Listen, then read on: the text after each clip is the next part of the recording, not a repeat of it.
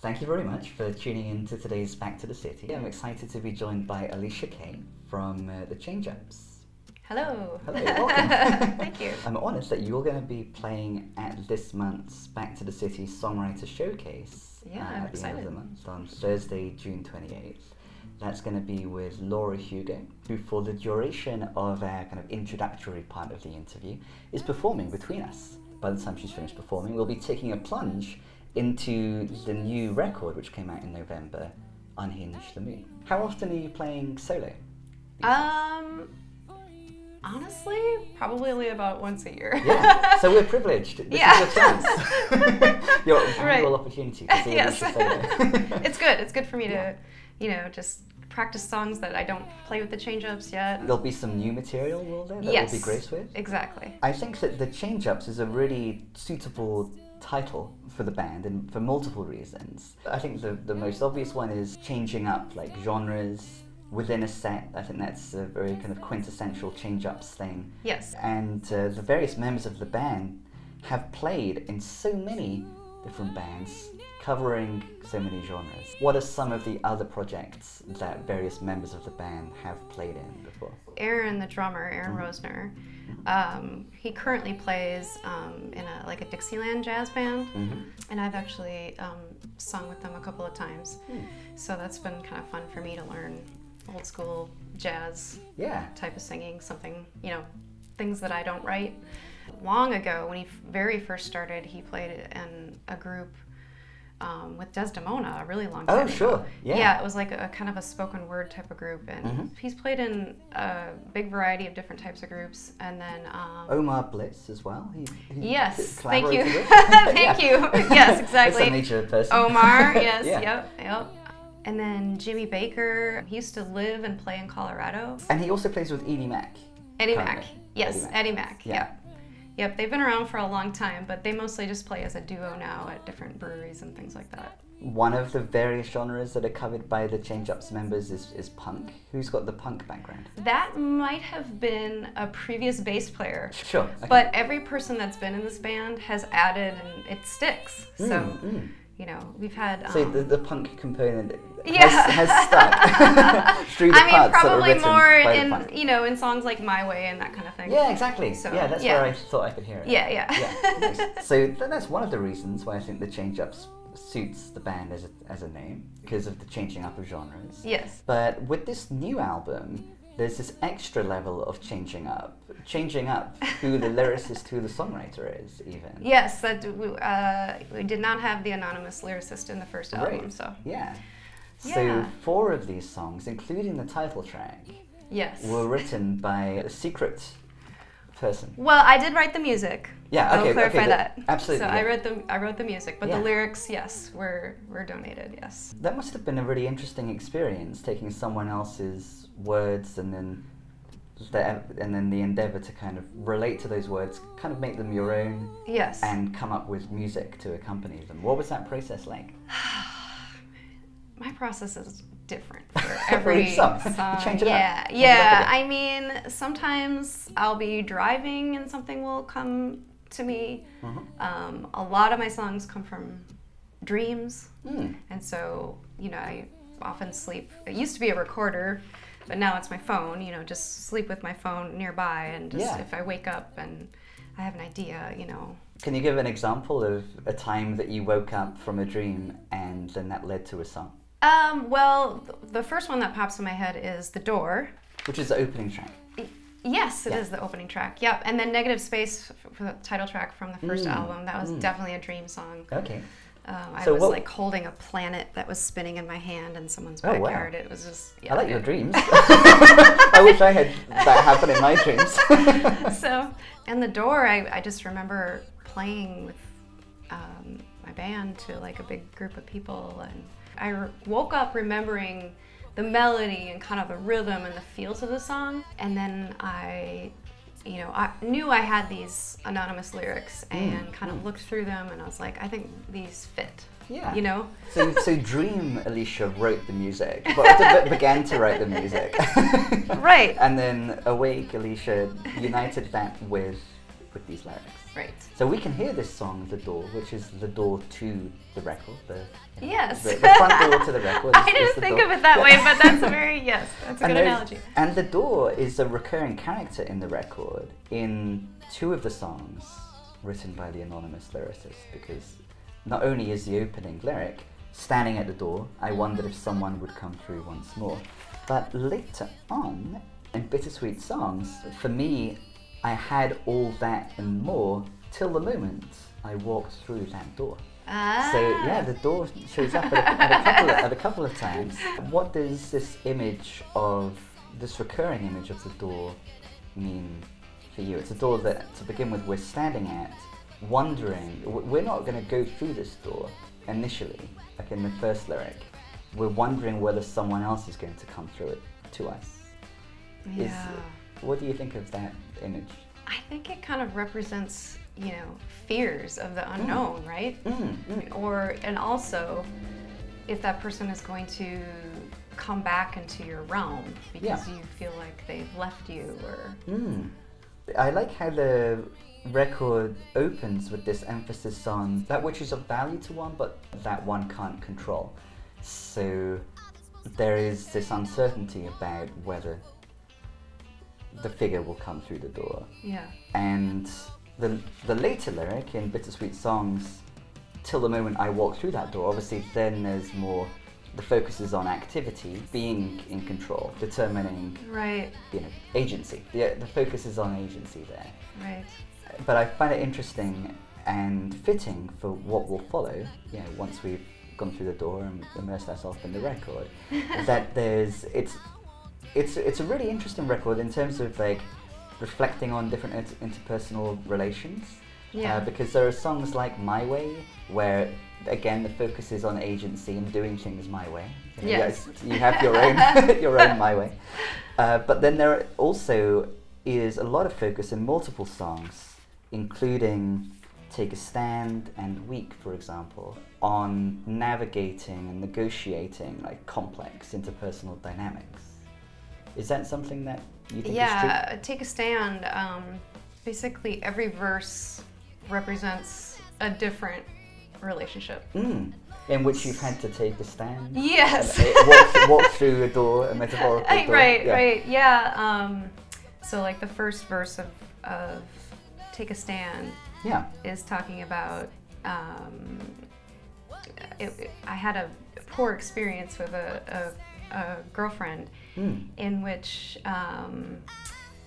she had too much to drink, and I had to track her down at a different venue which we started at. Right. And it turns out that this person she was hanging out with ended up trying to attack us and attack you as well. Yeah. And so that's what the first verse is vaguely about. And I basically the next day I sort of had to like take a stand and tell her like, I think we need to take a break. Right. That was intense. This is not healthy for me. I mean, we've since reconciled. Yeah. And then the second verse talks about a relationship that I had with. So I grew up Jehovah's Witness, and I was disfellowshipped from the religion at a young age. You can't tell me to believe the truth. That's because that's just a label. Yeah, you can't expect me to believe. And in the lyrics that you sent me, the truth. The truth, yes. Yeah, with a capital T. But basically, if you see any group claiming that they have the truth, the one truth, run far, far away. Yes. Yeah. I don't want to offend anybody, but I just.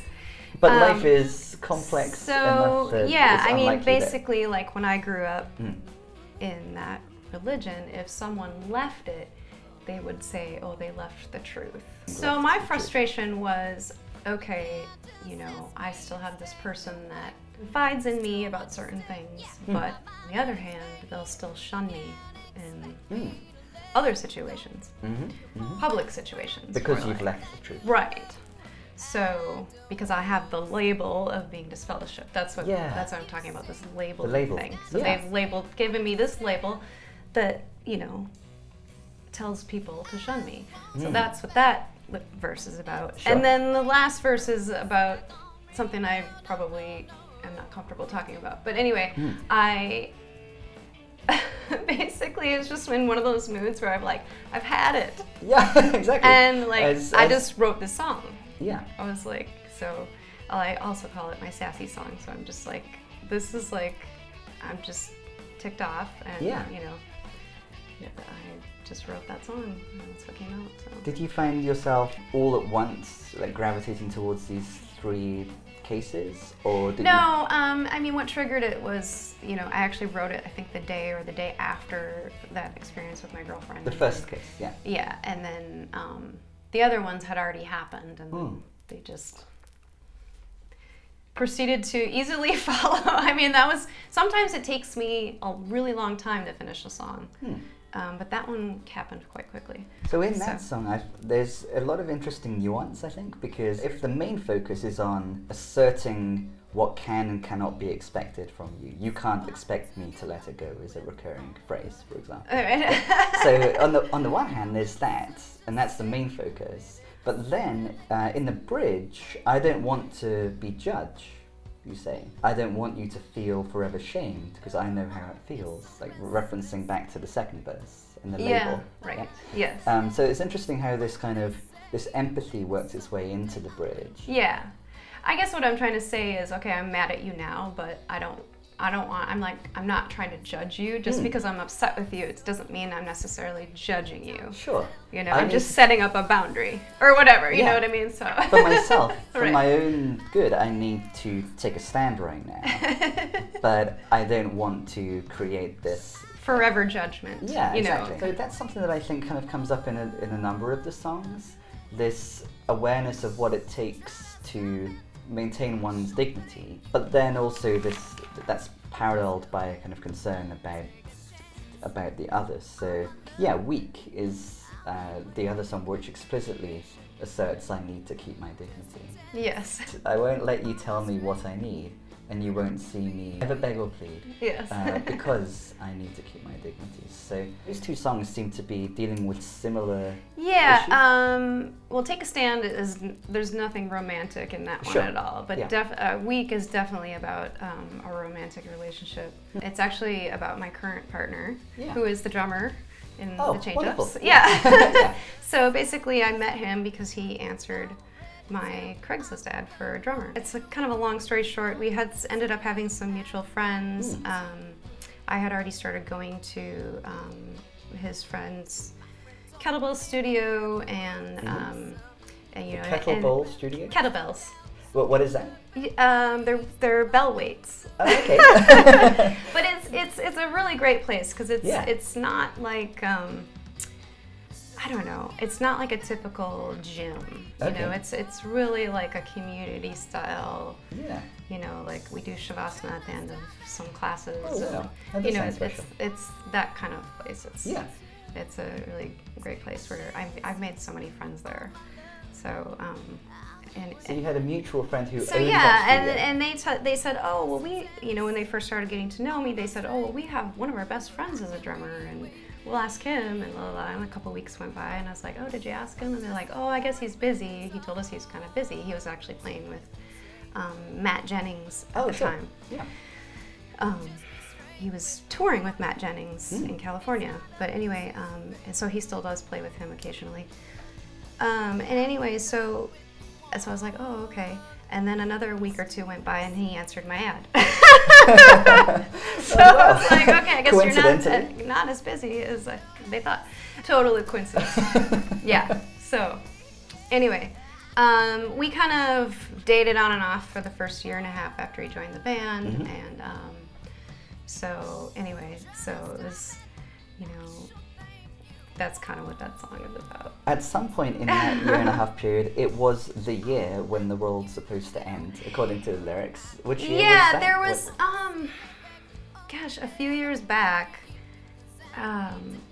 there were some people predicting the end of the world in like 2012 or something, I want to say. Yeah. I think it was. Yeah. And so that ended up in my lyrics. One of my favorite lyrics on the album is in Weak, and it's referring to the challenge being just the test of my strength, but I can be weak if you need.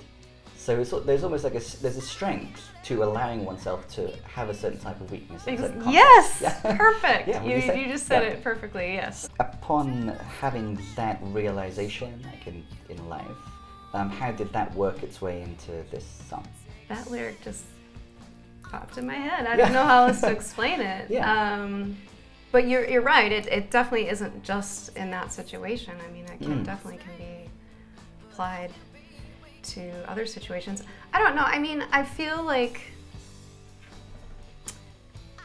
when I was younger, I probably was more stubborn about certain things. Do you know what I mean? Yeah.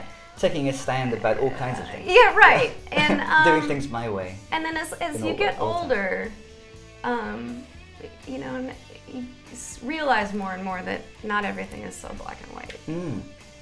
Yeah, there's these nuances. So, and, you don't always have to be so strong. Like you could be maybe something can change, or and you can share with people your weaknesses, right? Yeah, absolutely. So and be comfortable being the one at certain times waiting to see whether something comes through the door, as opposed to being the one who kind of strides through the door. Right. With like complete agency. Yeah. Yes. So another song that has to do with weakness and strength is Sister. Yes. And there the lyric refers to you trying to act like you have the strength of many. Yes. Your first band was with your sister, is that right? That's right. Well, I have 3 sisters. Okay, so a different sister. Well, I'm not going to say what song the sister's about. Okay, sure. Yeah, I was going to say, it's helpful that you have 3 sisters. Yes, exactly. There's you can try to figure out, So, Okay. I mean, as everyone knows, my partner has 3 siblings.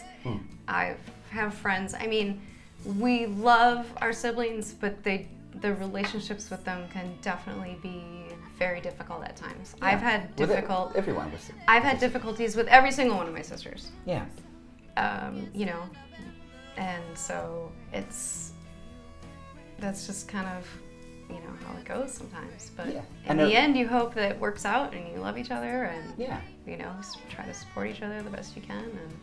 And a wonderful recurring theme seems to be recognizing moments where one needs to take a stand or say something, but then even in the song that's about that, there's this resistance to being a judge and kind of an emphasis on like maintaining the relationship. This happens to me all the time, Simon, where I'm just like, I'll have a thought and I'm like, stop it, don't be judgmental. Right. And it happens to me all the time. That's good. I'm like, don't do that. That's a good reflex. Because, I know how it feels, and it's not good. I think that same dynamic is kind of coming up again, where there is a kind of a setting up of boundaries or a kind of benevolent kind of passing of judgment, but then on the other hand, there's this resistance to being in that position, that judging position. Right. I mean, and I think that gets even more blurry with, a really close relationship like a sibling. I mean, it's easier to take a stand or a boundary against a friend, a friend or something like that. But it's definitely more difficult when it's someone in your family. Yeah. I think, like I was saying, there's a lot of nuance throughout the record, and I really love the maturity with which it deals with difficult interpersonal relationships. So I like that it ends with this song, which kind of does that, I think, even more so than the others. Yeah. Do you think so? So how did you decide to close with Sister? The drumming was done by their original drummer. That's the only song on the album that was done by our original drummer, Dallas Cornell. Yeah. So I felt like it had a little bit different feel from the rest of the album, and it just seemed to go the best there. Yeah, so there was a more stark changing up than any other moment. Yes, yeah. So it was a different person. Yes, yeah. And I was very happy to have him record on this album because, he was another original member, and if it wasn't for Dallas, the Changeups would not have started. So I'm very grateful to him. And many of our songs still have some of his drum licks. And, you know, so because he didn't record on the first album, so I was happy to have him record on it. So this is Sister, just is the one one song. Just the one song. Yeah. Yeah. Aaron was having some trouble figuring out what he wanted to do exactly, so he actually suggested it, and I was like, "Oh, that's a great idea. Let's do great. it." Yeah. Like that was the pre-existing drum part was perfect. Yeah. So. So the penultimate song is "My Way," which is another one of my favorites. I love the kind of the energy. In that song, it must be fun to perform. Is it one that you ever do? I don't think I've done that one solo. Yeah. Well, you know, I take that back. When I very, very first wrote it, and I hadn't taught it to the band yet, I think I did do it solo at the 331. Now that I think about it, I didn't. Yeah. One time, but probably never again. There's an emphasis on pride in both Sister and My Way. So, in Sister, we're thinking about a time when one watches someone else with pride, but then in My Way, at the end, I won't feel guilty now about my pride because I know it's mine. That's interesting. Yeah, I had someone very close to me one time say to me, "Oh, you're so full of pride, Alicia," and I was like, "What?" You know, and I still resent that comment. And why do you resent it? Because I think it had to do with me not wanting to be a Jehovah's Witness. It wasn't about my pride. It was about, you know, me doing what I wanted. And if it is about my pride, then fine, it's my pride. I'm gonna do it. You know what I mean? Like, I guess that's what. This is just kind of a rebellious comment. Like, I like it. Yeah, That's great. So instead of like the truth, I'll discover my truth, and okay, if this is if pride is what you want to, the term or the label that you want to apply here, then I'll own that. Right. I have a certain quality that maybe the observer doesn't value, but I do. Right. And let's call that same thing something different and celebrate it. Yeah. Right. So it's interesting, there's a reference to guilt and to pride. Shortly after, in the bridge, a reference to bitterness. Bitterness is an easy fallback plan. And I really appreciate like the emotional intelligence of this song. Because you're welcome. Because, pride would be something to avoid. And if someone accuses one of being proud, like full of pride, then there's some self-reflection, thinking, is this good, is this bad? Bitterness is definitely a major thing to try to avoid, and if someone is wrongfully accusing you of something, then bitterness is difficult to avoid. Yeah, definitely. Yeah. A difference between the slightly more famous song "My Way" and this one is that this one is focusing, I think, more on the emotions and on someone's accused me of being prideful. Is what they're seeing something that I want to own? There is a risk of responding in a bitter way to this accusation. Right. That's something that I definitely don't want to become true. So there's more of an emphasis on your way of, your emotional way, I think, perhaps. Do you think so? Absolutely, yeah. And I still have to think about that all the time. I mean, it's so easy to get upset about different things in your life that you're not happy about, and you can just feel bitter, like, oh, why are good and better things not happening to me in my life, but they're happening to other people? You know what I mean? Yeah, it's so easy to do that. I think we all have to fend off thoughts like that all the time. Yeah. Are there any songs where you were especially pleased with how the band kind of picked up on a component of the song that was there that, once picked up by the band, suddenly was more kind of prominent? Well, so Bittersweet Songs. Which is again by the anonymous lyricist. Yes, I did write the intro lyrics. Sure. But it definitely changes up the most of, I think, of all the songs. Okay, so how it so? definitely, well, every part sort of has a different tempo even, because this was most of the songs we recorded to a click when we recorded the album, but not Bittersweet Songs. We just sort of deemed it like it's gonna take away from the feel of the song. Yeah, it needs that because freedom to kind of transform. Yes. Yeah. I guess I just really appreciate how they took each section and made each section unique, which is what I wanted. Yeah. But they definitely took it and just made it sound brilliant. Yeah, helped give each section a different character. I didn't really think that there was going to be like this long jam session at the end of that song, but it's great. So like when we play it live, it's, definitely a little bit different every time, and so that's what makes it fun to play live. Absolutely, yeah. So. That is a really interesting song, I think, and the fact that you added the introductory lyrics, and then it goes straight from them into the chorus. Yeah. And then we get to verse 1, like quite a way into the song. Yeah. It's interesting that in the chorus, there's an emphasis on time standing still, whereas the song, the tempo shifts. Right. So time, we kind of like break out of time. Yeah. Purposefully break out of a specific tempo. Yeah, I mean, I'm pretty almost like 99% sure, now that I'm thinking about it. Yeah. These lyrics, I definitely chopped up the order and kind of just put them When you were allowed that liberty. Yes, yeah. Explicitly, yeah. Of the 4 songs that were written by this anonymous lyricist, this is the one that has been changed up the most by you, insofar as changing the order, but then also adding the introduction. Unhinge the Moon, I definitely chopped up the lines even. Oh, sure, yeah. So to fit the rhythm.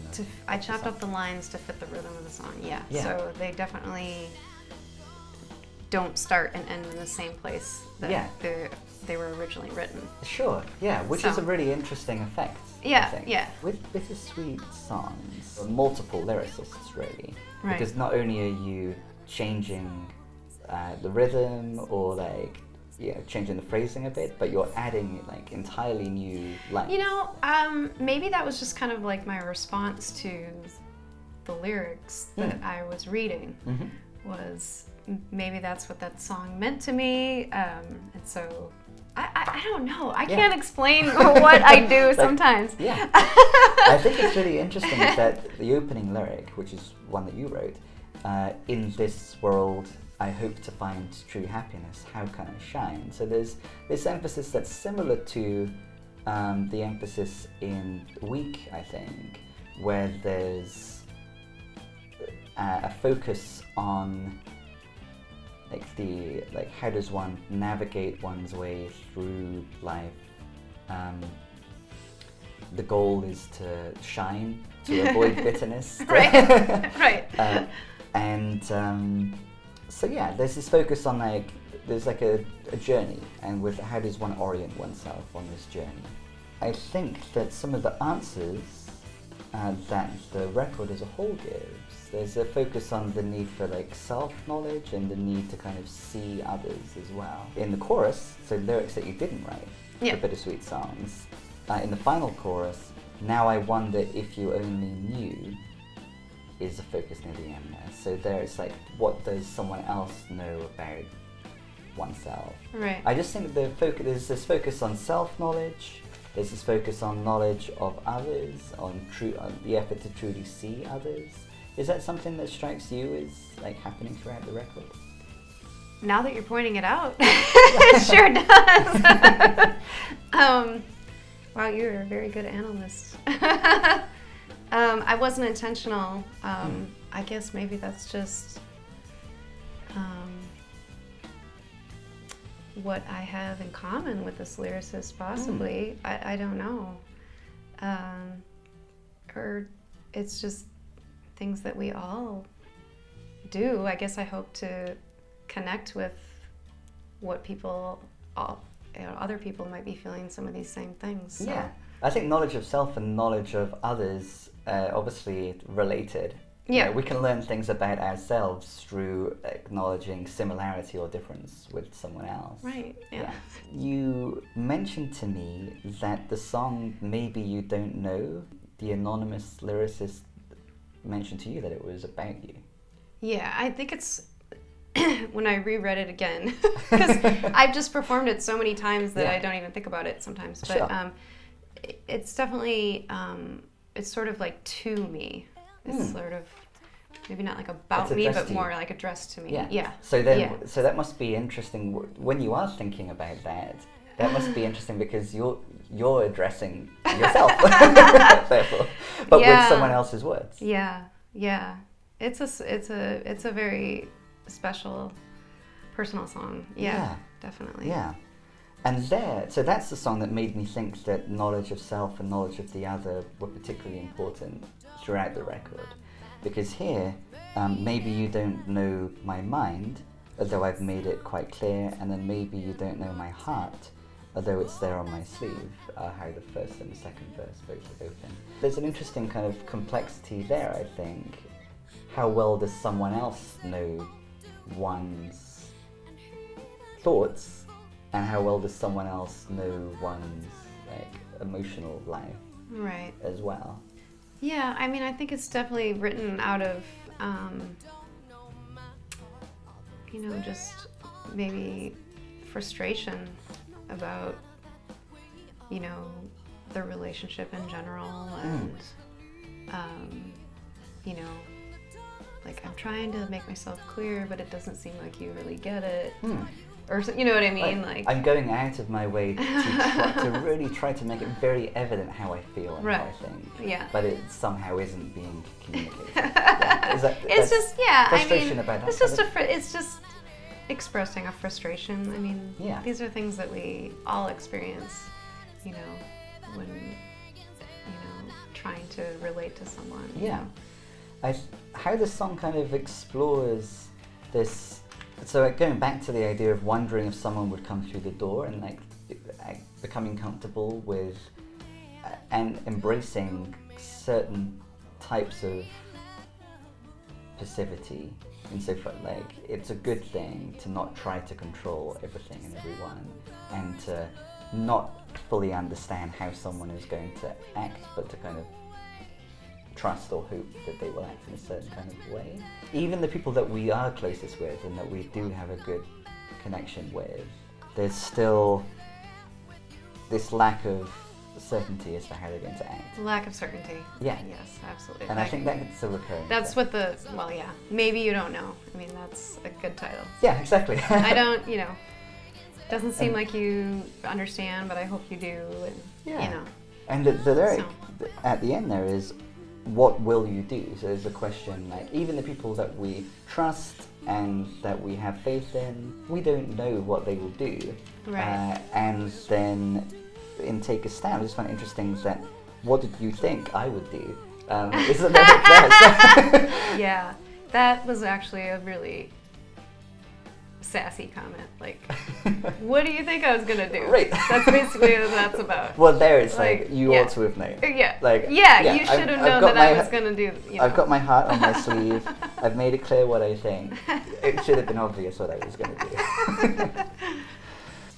The style of the lyrics on Unhinge the Moon, I think, is different even from the style of lyrics in the other three songs that the same person wrote the lyrics for. Yeah.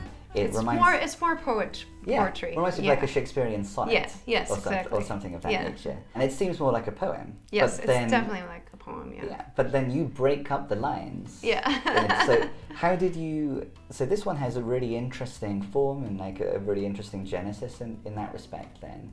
How did you...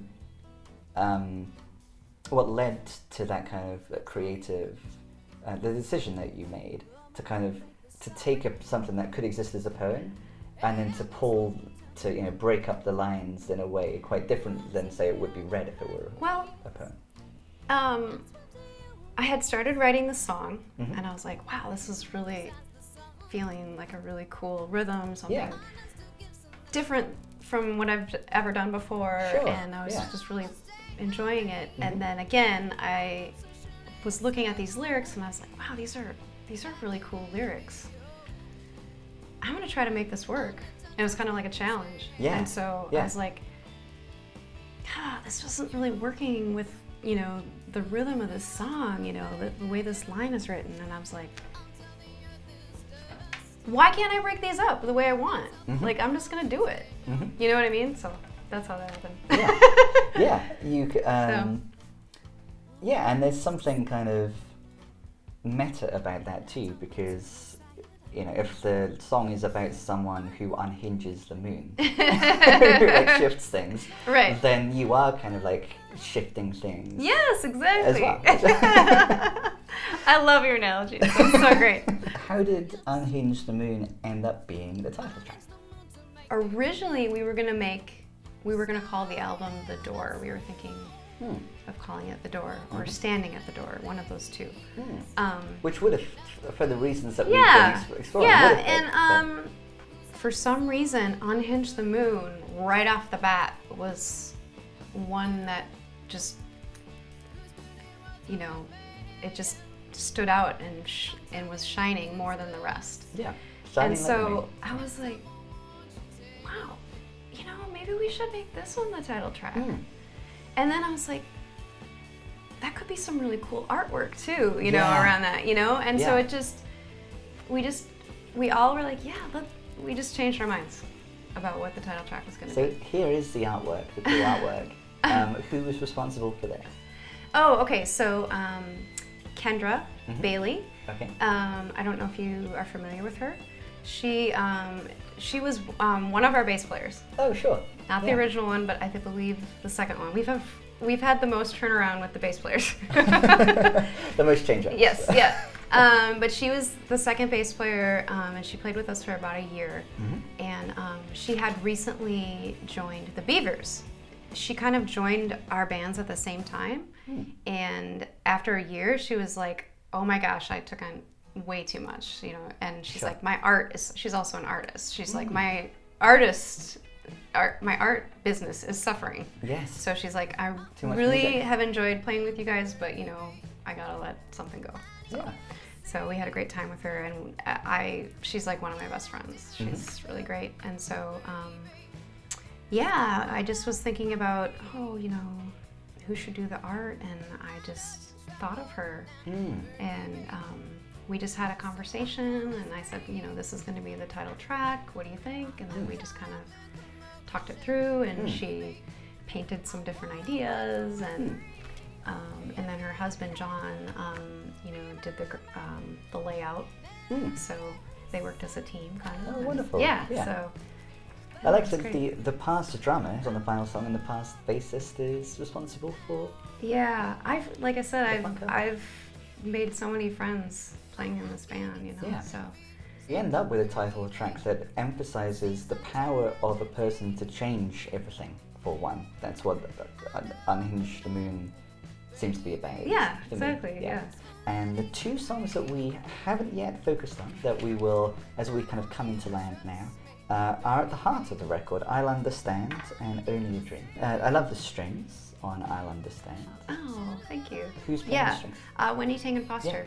Who I believe, so last time that you played a show that I organised, I had a singer-songwriter Yes, series. that's right. And Wendy performed with you. Yes, we performed as Harmony in Red. Yeah, that's right. Yeah, so that was that like a... We've done that. We've performed as Harmony in Red, I believe, just a few times. But yeah, that was really fun. So your annual solo performance and then your rare Harmony in Red performance. Thank you for always doing something special. Yeah, she played with us for probably at least 2, if not 3 years. So yep, she plays. She's on 2 songs on this record, I believe. Yeah. And then on our first record, she's on every song. The previous song, Bittersweet Songs, is the one that asks, how can I shine? I feel like everyone in the band shines, and I'll understand. There's some great guitar solos. Yes. There's the strings. Yes. And it's the one with the least lyrics. Yeah, it's definitely it's the shortest and most simple song. Yeah. You know, but that's okay. Coming into land now with the final song to discuss. Okay. This is written by, again, the lyrics are written, actually in this case, it's the whole song. This is entirely Jimmy. Maybe we should call him on the phone. Phone a friend. You were saying before that it is inspired by 1984. Right. Yeah. Yes. So through that kind of dystopian lens, it's focusing on the act of performance. So in the opening verse, there's an audience awaiting to hear your cries, and they'll be applauding your show with only lies. So I just find it interesting that it is this dystopian 1984 context, but then more specifically, it's exploring something that's, if you're performing it live, Right. like the scene, a dystopian version of the scene that's happening. Yeah. Is that? Yeah, I mean, I wish Jimmy was here. He'd probably have A lot to say about a this lot to song. say about it. Yeah, he loves to talk and tell stories. Yeah. He's a really fun guy. So. This is one of the most narrative-based songs. Yes, on it the has record. a lot of lyrics that I had to memorize. Yes. You know, when I first learned it, it definitely was a vocal challenge as Mm-hmm. well, because it's a very quick-paced song, and there's a ton of lyrics, and so I love that. It was a great challenge. And even when the phrasing is the same, often the lyrics are different. So it's the only way to bleed.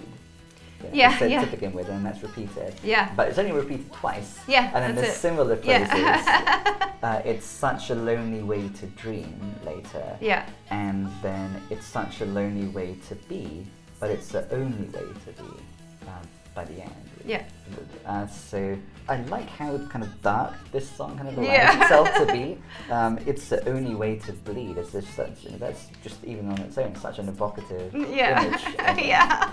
Given that you have your song, My Way, Yeah. and we've been talking about finding a way, and to some extent, other songs on the record are suggesting that only way to be is the way that avoids bitterness, and that. Right. Yeah, so what do you think this song is saying is the only way to be? It's basically saying the only way to be is the way that these people are controlling you to be. Right? Right. So, yeah. so that's why it's such a dark, depressing song.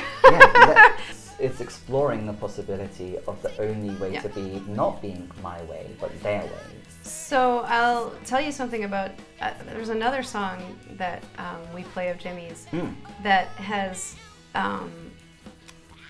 kind of depressing lyrics, but is the music doesn't go with that. Like, Sure. So like Only a Dream, it's very upbeat It is. and happy sounding almost. Yeah. So he does that. That's kind of how he writes. Yeah, seems like. that incongruity. Yeah. Yeah, is So- an important feature. Yeah, yeah. I love Run for the Pills too. Like one would Yeah. expect. Obviously, the phrase is Run for the Hills. Right. But here, so there's this idea of a dystopian situation where things have become so bad that it's no longer possible to discover one's own way and to take pride in that and to maintain one's dignity. Yeah. We definitely threw in an opposite. Yes, exactly. Just to make you think about Yeah. and be grateful for doing it your own way. Yeah, if we are able, it's difficult. Yeah. Yeah.